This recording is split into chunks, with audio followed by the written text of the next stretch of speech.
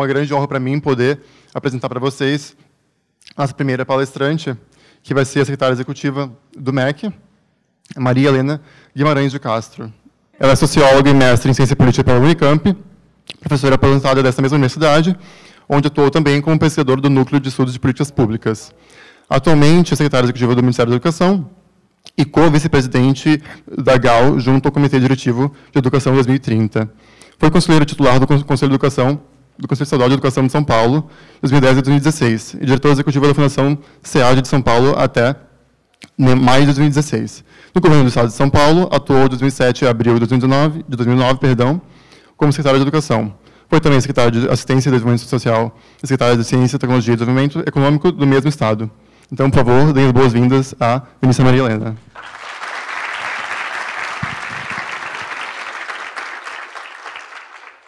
Muito obrigada, gente. Eu quero cumprimentar a todos vocês, principalmente os organizadores do MAPA, que fizeram um trabalho maravilhoso, como foi aqui descrito, de conseguir reunir tantos jovens em tão pouco tempo. Eu tive o prazer de poder acompanhar o mapa da educação, o mapa do buraco, lá para trás, em 2013, 2014, quando vocês estavam começando. E eu vejo que, em pouco tempo, conseguiram, na verdade, um processo maravilhoso de integração de jovens em todo o país, discutindo educação, o que me deixa e nos deixa muito esperançosos, porque o que nós mais precisamos é da participação dos jovens e da sociedade civil em geral, participando ativamente do debate sobre educação. Eu acho que esse é o grande desafio. Bom, eu vou falar para vocês, sem PowerPoint, posso até mandar PowerPoint depois, mas optei por não trazer, né, sobre algumas das prioridades do MEC, mas que, na verdade, não são prioridades do MEC, são prioridades da agenda educacional brasileira de algum tempo para cá, né?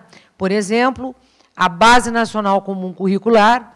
Eu vou lembrar que, desde a Constituição de 1988, já havia ali um artigo que estabelecia a base com os conteúdos mínimos, que depois, em 1996, na Lei LDB, Lei de Diretrizes e Bases da Educação, foi transformada numa base comum obrigatória, que depois passou por inúmeras discussões no Conselho Nacional de Educação, até desaguar no Plano Nacional de Educação de 2014, que define a necessidade da Base Nacional Comum como estratégia para assegurar 8 metas do Plano Nacional de Educação, né?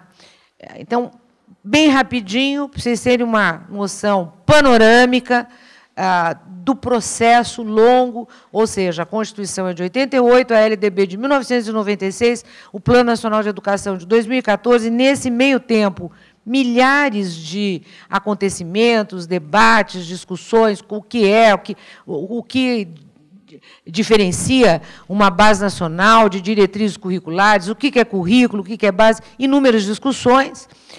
Desse processo, acabou surgindo o movimento pela base, que é um movimento liderado pela Fundação Lehman e que tem a participação de muitas fundações, entidades, pesquisadores. Eu participo do movimento pela base desde a sua criação em 2013, foi o ano de criação do Movimento Nacional pela Base Curricular Comum, Base Nacional Comum Curricular. Bom, e de lá para cá, esse movimento cresceu e teve um papel importantíssimo na definição da agenda educacional, especialmente nos debates, nos diferentes governos. Eu vou lembrar que, em 2014, nós tínhamos um ministro da Educação, quando foi promulgada o Plano Nacional. Em 2015, nós tivemos 5 ministros da Educação, no mesmo ano, né? Começou com o Cid Gomes, em seguida veio Luiz Cláudio, em seguida veio o Renato Giannini, depois voltou o Luiz Cláudio, depois veio o Aloysio Mercadante. Então, 5 ministros em um ano. Depois, em 2016, o Aloysio Mercadante, depois veio o ministro Mendonça Filho, em maio do ano passado, ele está aqui até agora. Então, nós estamos falando o seguinte: a base, a discussão da base atravessou simplesmente a gestão de 7 ministros da educação, 7 gestões, né? Claro que não é bom trocar tanto de ministros da educação. Eu, em particular, acho isso um péssimo sinal, porque a educação precisa ter estabilidade e política de Estado. Mas o que é bom é que a base é considerada hoje uma política de Estado para melhorar a qualidade das aprendizagens. O que é base, né? Base é um conjunto de aprendizagens essenciais que vão garantir a todas as crianças e jovens os seus direitos de aprender, e, para isso, ela se concretiza em uma base nacional curricular, que é uma referência para a organização dos currículos, e essa base está suportada em alguns pilares básicos. Em primeiro lugar, as competências gerais a que todos os jovens, todos os estudantes, toda criança deverá desenvolver ao longo da sua escolaridade. Essas competências são gerais, elas incluem as competências conhecidas, como aprender a resolver problemas, desenvolver o pensamento crítico, desenvolver o raciocínio lógico, e as famosas, e agora na moda, socioemocionais, a capacidade de viver junto, de respeitar o outro, de respeitar a diversidade, de ter persistência, tudo mais. Bom, então, essas 10 competências gerais, elas organizam a Base Nacional Comum Curricular em áreas do conhecimento, né? As áreas do conhecimento são as mesmas áreas definidas pela LDB, nós estamos basicamente nos baseando na legislação educacional em vigor. A LDB define 4 grandes áreas do conhecimento: a área de linguagens, a área de matemática, a área de ciências da natureza e ciências humanas. A linguagens inclui língua portuguesa, língua estrangeira, educação física, linguagem digital, inclui uma série de linguagens, né? Claro que essa área de linguagens ela perpassa outras áreas do conhecimento. Alguém imagina que seja possível desenvolver o estudo, o componente curricular de história, de geografia ou de biologia, sem que a pessoa tenha um conhecimento adequado de língua portuguesa? É impossível, né? Do mesmo modo, a matemática ela aparece tanto na Base Nacional como também nos documentos legais como um componente essencial. Por quê? Porque os conceitos básicos de matemática, todos devem ter o direito de aprender para poder se integrar ao mundo da vida, ao mundo do trabalho, enfim. Eu, por exemplo, sou da área de humanas, sou socióloga, mas confesso que aprendi muito com os estatísticos para desenvolver boas metodologias de pesquisa. Hoje, a área de educação ela é muito enriquecida com as pesquisas, por exemplo, da economia, da sociologia. Por quê? Porque há pesquisas quantitativas e qualitativas que nos ajudam a entender melhor o que dá para fazer a partir de evidências, né? E, nesse sentido, nós temos aqui, eu diria, uma novidade na área da educação que saiu do debate apenas pedagógico para considerar as evidências científicas. Então, a base ela tem como ponto de partida as evidências que o mundo conhece na organização das bases nacionais curriculares. Por exemplo, a Austrália foi um modelo que nos inspirou muito, né? Os Estados Unidos fizeram como um core, Portugal fez uma reforma curricular maravilhosa, né?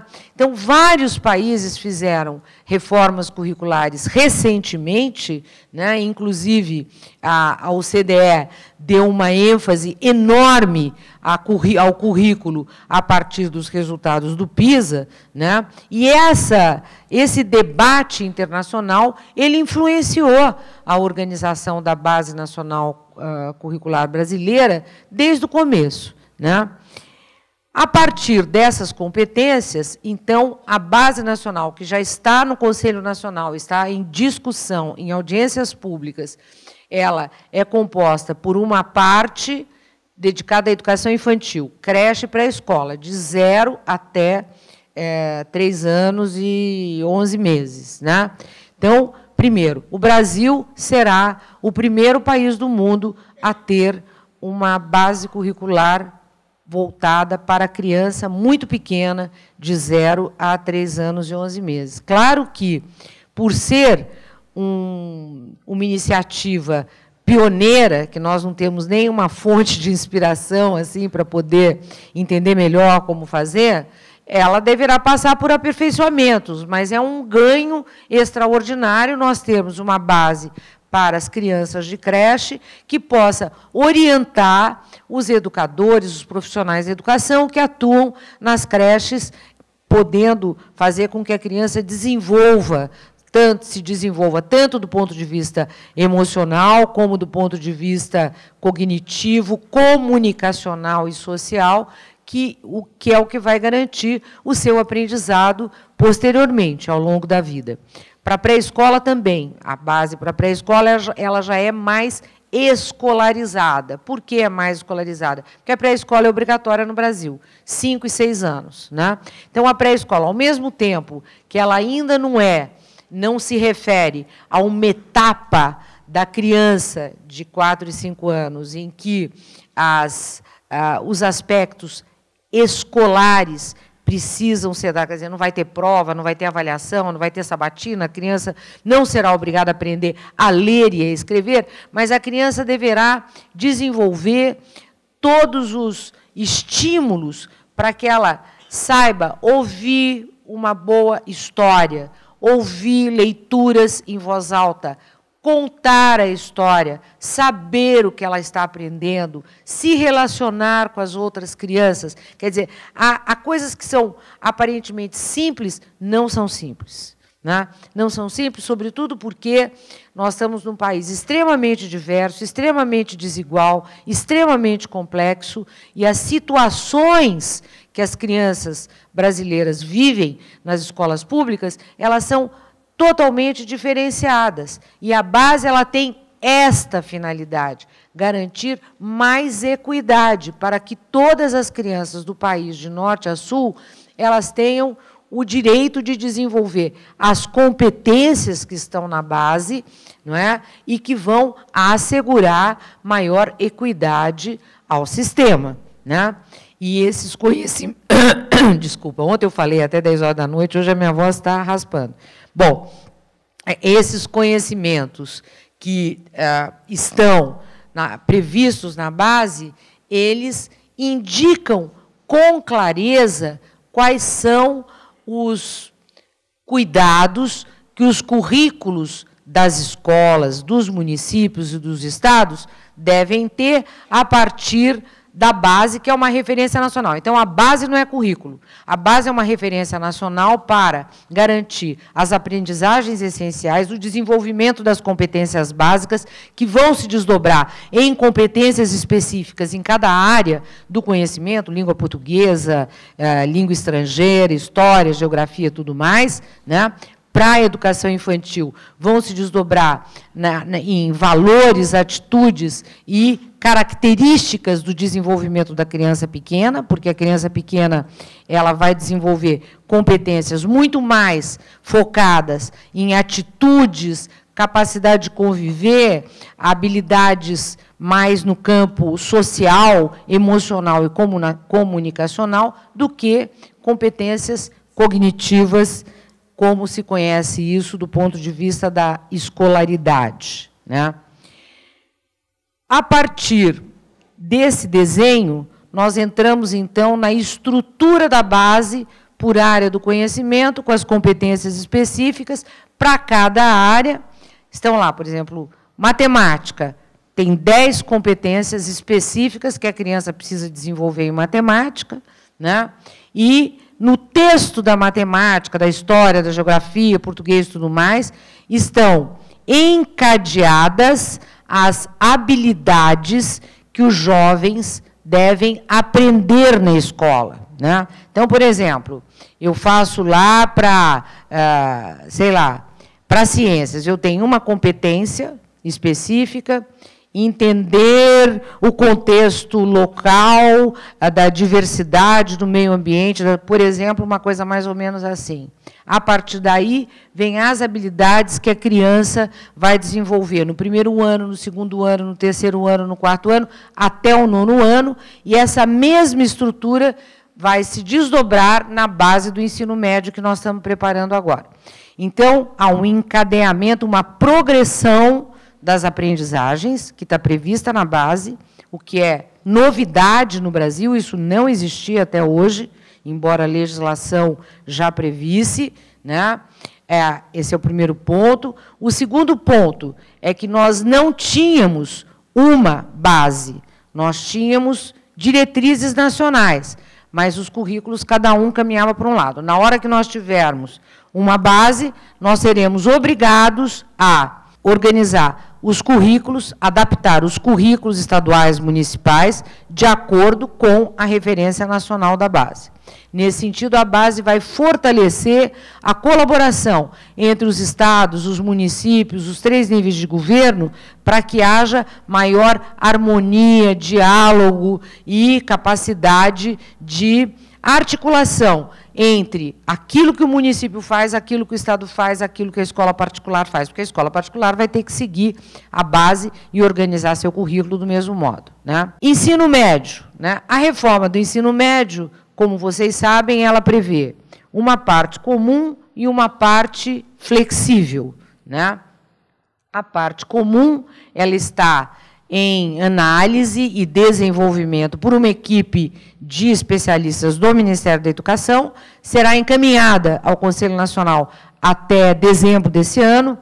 A base comum do ensino médio, ela deverá tratar daquilo que todos os jovens do país deverão aprender e faz parte do currículo obrigatório das escolas, e isso corresponde a mais ou menos até 1.800 horas. A previsão é que as escolas tenham pelo menos 5 horas por dia, 1.000 horas por ano, 3.000 horas até 2021, né? E a questão da carga horária é muito importante, porque hoje o ensino médio brasileiro é uma jabuticaba em todos os sentidos.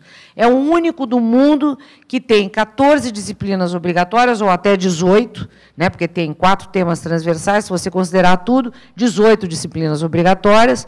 É o único do mundo que só tem 4 horas por dia de carga horária, o único, né? E é o único do mundo que tem tanta disciplina. Então, o que acontece?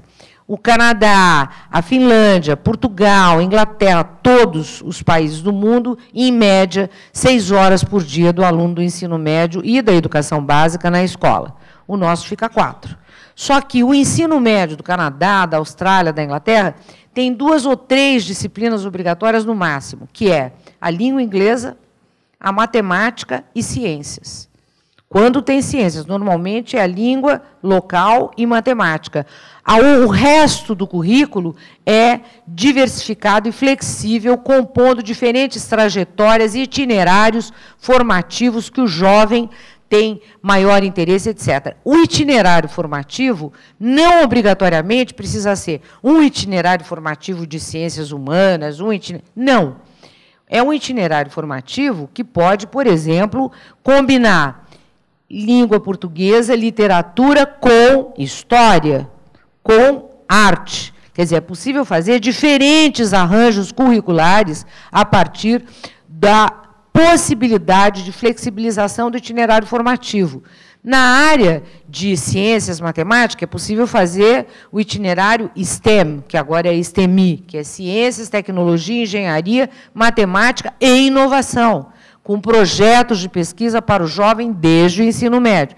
Então, nós estamos abrindo a possibilidade com a reforma do ensino médio, e, mais uma vez, não é uma invenção deste governo, nem desta equipe que está no MEC. De novo, a reforma do ensino médio começou a ser discutida em 1998, nas diretrizes curriculares nacionais do ensino médio, que nunca foram implementadas. Se tivessem sido hoje, nós estaríamos numa situação melhor. O ensino médio brasileiro apresenta os piores indicadores do país em matéria educacional, né? Nada melhorou, a não ser a cobertura. Em matéria de qualidade, é um horror, é uma tristeza, porque isso afeta diretamente o jovem, e os jovens, de modo geral, não têm interesse pela escola de ensino médio, que está muito distante das culturas juvenis, do seu dia a dia, daquilo que o jovem precisa desenvolver e aprender para poder se integrar ao mundo real, né, ao mundo contemporâneo.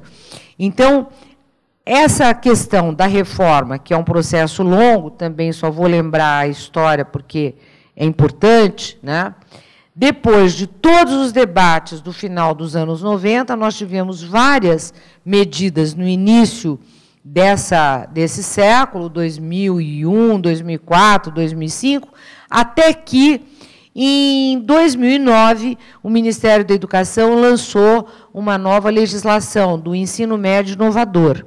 Posteriormente, o MEC lançou novas diretrizes curriculares do ensino médio, em 2012, recuperando algumas coisas lá da LDB.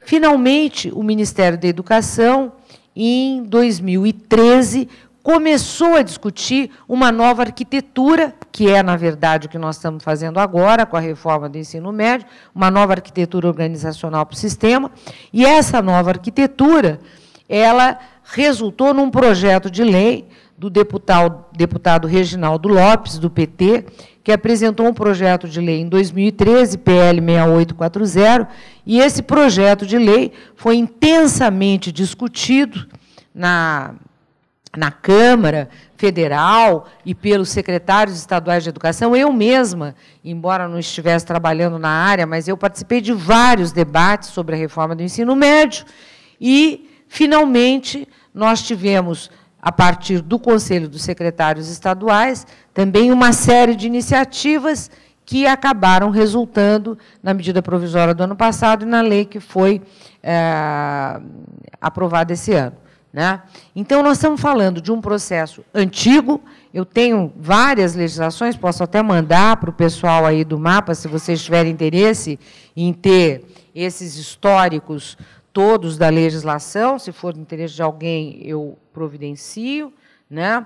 Providencio também todos os documentos da Base Nacional Comum Curricular, porque nós temos, além do documento final que está no site, etc., há outros documentos de apoio, de orientação, que talvez vocês tenham interesse, né? Por fim, o que eu queria dizer é o seguinte, daí eu encerro, né? Há um debate que eu considero importante e muito saudável sobre a implementação da reforma do ensino médio, né? A implementação, ela vai exigir um esforço muito grande, mas eu acho fundamental que esse debate esteja ocorrendo. Quer dizer, está todo mundo querendo saber como fazer, o que precisa mudar, vai ter que mexer na legislação. Então, a primeira coisa é a seguinte: a implementação da reforma do ensino médio, ela depende, em primeiro lugar, das redes estaduais de ensino. 85% do ensino médio brasileiro é estadual, 15% é privado. O município, em geral, não oferece, né? Então, nós estamos falando de 85%, são 8 milhões de alunos, 85% dos alunos estaduais. Então, primeira coisa, como articular com os estados. Segundo, conselhos estaduais. Os conselhos estaduais normatizam o currículo do ensino médio no âmbito de cada unidade da federação a partir da legislação nacional. Terceiro lugar, e o mais importante, formação de professor, gente. Não tem como implementar uma boa base nacional comum curricular e a reforma do ensino médio se não tiver uma reforma pesada e um investimento pesado em formação inicial e continuada de professor. Nós sabemos que hoje as licenciaturas estão muito longe daquilo que nós precisamos para formar um bom professor. A mesma coisa com as pedagogias, né? Há iniciativas importantíssimas em formação de professores. A Universidade de Stanford tem um programa espetacular, o STEP, né? Tem A França tem um projeto maravilhoso, Portugal está com uma iniciativa muito importante na área de formação. O Brasil ainda tem resquícios de uma coisa antiga, superada, fica num debate ideológico, etc., sem entender qual é o principal desafio do professor. Garantir o aprendizado dos alunos. Não tem... Né? E esse aprendizado é com consciência crítica, com visão crítica, capacidade de reflexão, de resolver problema. Então, o professor precisa saber como é que ele vai lidar com essa turma, que é uma turma que já chega digitando, né? Quem tem irmãozinho pequeno, sobrinho, eu tenho netinhos e tudo mais, eles já chegam digitando, 4, 5 anos, não quer nem saber, olha aqui, entende, lê, escreve, né? Criança de 5 anos hoje lê e escreve sozinho, né? De ver na televisão, entrar no site. Smartphone no Brasil hoje tem 220 milhões de habitantes, 230 milhões de smartphones distribuídos, né? As crianças, elas estão muito mais espertas, muito mais atentas, né, para entender o que está acontecendo, e elas estão andando rápido. Nós temos que andar rápido também. E sem professor não tem como avançar, implantar, implementar nenhuma reforma do ensino médio, nenhuma base curricular, né? Depois da formação de professor, que é a prioridade 0, vem os materiais didáticos de apoio à implementação da reforma e a mudança no sistema de avaliação. Os sistemas de avaliação são grandes indutores da implementação das mudanças, eu sei porque eu fui presidente do INEP de 1995 até 2001, no governo Fernando Henrique. Em 2002, eu fui secretária executiva do Ministério. Então, o que acontece? Praticamente, eu fui responsável pela montagem do INEP, né? O INEP não existia, o INEP estava muito fragilizado, sem recursos, tudo mais. Não vem ao caso, né? Mas, por exemplo, o INEP não tinha sistema de avaliação, não existia Prova Brasil, não existia o SAEB do jeito que ele está hoje, não existia ENEM, não existia ENSEJA, não existia Provão, que virou ENAD, não existia avaliação institucional, não existia nada disso, né? Mas, o mais importante, não existia um censo escolar atualizado. O censo escolar estava com dados de 1989. Nós começamos a atualizar o censo e criamos o sistema de estatísticas educacionais, atualizando anualmente. Então, e continue, está cada vez melhor, né? Então, significa o seguinte, é possível, sim, criar políticas públicas que atravessam diferentes governos, de diferentes orientações político-partidárias, a partir de uma agenda nacional. O caso das avaliações é um bom exemplo de que isso é possível fazer. O caso da reforma do ensino médio da base, também. E, por último, deixo uma pergunta no ar. E o Enem? O que vai acontecer com o Enem? Ninguém sabe, né? Vai depender da base. Vai depender da base. Claro, eu tenho uma posição que é o seguinte, o Enem, ele, a partir da aprovação da Base Nacional Comum Curricular, ele deverá avaliar aquilo que é comum para todos. E, ponto, é a minha visão, né? Eventualmente, ele poderá criar avaliações para o acesso ao ensino superior por áreas do conhecimento. Ele pode ter uma avaliação para a área mais ligada à área de humanidades, uma avaliação mais ligada à área de ciências da saúde. Isso é algo a discutir, está em discussão com o Conselho Nacional e com os reitores das universidades públicas, principalmente federais, que são os que estão mais preocupados com o Enem. Bom, então, o Enem depende muito do que vai acontecer com a base da educação básica e da educação infantil. Será aprovada neste ano, até o final do ano, é o que o Conselho Nacional garante, né? Eu espero que isso se concretize. O ano que vem será um ano de preparação para a implementação da Base Nacional Comum Curricular, que deverá começar a ser implantada em 2019, né? Sobretudo se o ano que vem tiveram bons programas de formação continuada dos professores para a implementação, senão não vai andar, né? A do ensino médio vai chegar no Conselho Nacional em novembro, dezembro desse ano, e eu espero que ela seja aprovada até junho, julho do ano que vem, para que nós tenhamos, então, o ano de 2019 para preparar a implantação da base e da reforma do ensino médio, que deverá começar em 2020. Muito obrigada.